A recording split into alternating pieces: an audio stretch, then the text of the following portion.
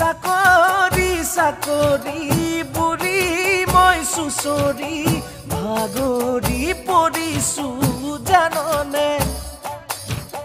নাটনিত পৰি লৈ খুচুৰা খুচুৰি